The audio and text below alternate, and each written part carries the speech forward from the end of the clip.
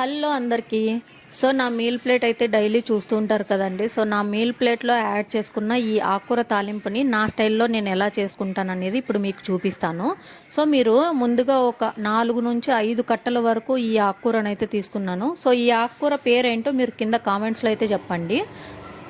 So ఇప్పుడు మనము ఈ ఆకుకూరనంతా ఫ్రెష్గా ఒలిచేసుకొని నీట్గా ఒకటికి 2 సార్లు అయితే బాగా వాష్ చేసుకోవాలండి. ఎందుకంటే చాలా మట్టి అనేది వచ్చేస్తుంది.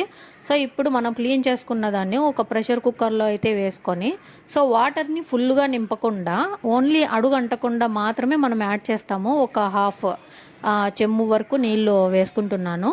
సో ఇది ఇక్కడ పెట్టేసాం కదండి. ఇప్పుడు మనము ఒక వెల్లుల్లి కారం అయితే రెడీ చేసుకోవాలి. దానికోసము ఒక మిక్సీ జార్ తీసుకొని అందులోకి వెల్లుల్లి, ఉప్పు, కారం, కొద్దిగా ఎండు కొబ్బరిని అయితే యాడ్ చేసుకొని గ్రైండ్ చేసుకొని పేస్ట్ పక్కన పెట్టుకోవాలండి అది.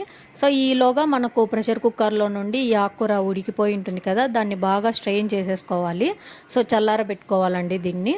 చల్లగా అయిన తర్వాత వీటిని బాగా ఇందులో ఉన్న వాటర్ని అంతా కూడా తీసేసి పక్కన పెట్టుకోవాలన్నమాట. చూస్తున్నారా ఎంత వేడిగా ఉందో. సో ఈ టైంలో మీరు చేత్తో వాటర్ అన్నీ పిండేశారంటే చెయ్యి ఇంకా కాలిపోతుంది కాబట్టి కొంతసేపు పక్కన పెట్టేయండి. సో ఇప్పుడు మనం పోపుకు రెడీ చేసుకుందాము. సో పోపు కోసం అయితే ఒక ప్యాన్ పెట్టుకొని అందులోకి కొద్దిగా ఆయిల్ని వేసుకొని అందులోకి జీలకర్ర ఆవాలు వేసేసుకుందాము. సో పోపు కోసము ఆనియన్స్ ఎక్కువ తీసుకున్నాను ఇక్కడ, కొద్దిగా కరివేపాకు, కొద్దిగా ఎండుమిర్చి, వీటన్నింటినీ కూడా ఆయిల్ అంటే హీట్ అవ్వగానే అందులోకి వేసేసుకొని ఫ్రై చేసుకోవాలి. సో మనకు ఇంకా పోపు ఎలా అవ్వాలంటే ఇంకా గోల్డెన్ బ్రౌన్ కలర్ వచ్చేంత వరకు అయితే ఫ్రై చేసేసుకోవాలి. సో ఇలా కలుపుతూ ఉండాలి, లేకుంటే మాడిపోతాయి కింద. సో ఇప్పుడు కలుపుకున్నాం కదా, ఇప్పుడు మనము రెడీ చేసి పెట్టుకున్న ఈ వెల్లుల్లి కారంని ఇందులోకి వేసేసుకోవాలన్నమాట. సో ఇది వేయడం వల్ల ఆకుకూరకి మరింత టేస్ట్ అయితే వస్తుంది. చాలామంది వేరుశనగ ఉంటాయి కదండి, పల్లి పొడి వేస్తుంటారు. సో ఒక్కసారి ఇలా ట్రై చేయండి, టేస్ట్ ఎలా వచ్చింది అనేది కూడా కామెంట్ చేయండి నాకు. సో ఇందులోకి ఈ వెల్లుల్లి కారం అయితే వేసేసాం కదా, ఇది బాగా ఫ్రై అయిపోయింది.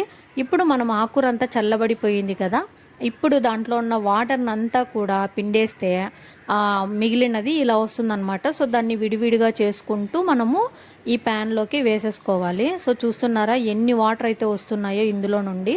సో ఇందులో నుండి వాటర్ తీయకుండా ఇలానే వేస్తే కన్నా కూర మొత్తం గ్రేవీగా వచ్చేస్తుంది, టేస్ట్ కూడా బాగుండదు. చూస్తున్నారా ఎన్ని వాటర్ వచ్చాయో, ఇవన్నీ ఎక్సెస్ వాటర్ అనమాట ఇందులోవి. సో ఇప్పుడు చూస్తే మొత్తం వాటర్ అన్నీ తీసేసుకున్నాక ఈ ఆకుకూరని ఇందులోకి వేసేసుకున్నాము పోపులోకి. సో ఈ వెల్లుల్లి కారం అంతా కూడా ఆకుకూరకు బాగా పట్టేలాగా మిక్స్ చేసుకోవాలి. సో ఇట్లా ఒక 5 నిమిషాలు మూత పెట్టి పక్కన పెడితే లో ఫ్లేమ్లో పెట్టుకోవాలండి, అడుగు మాడకుండా ఉంటుంది కదా.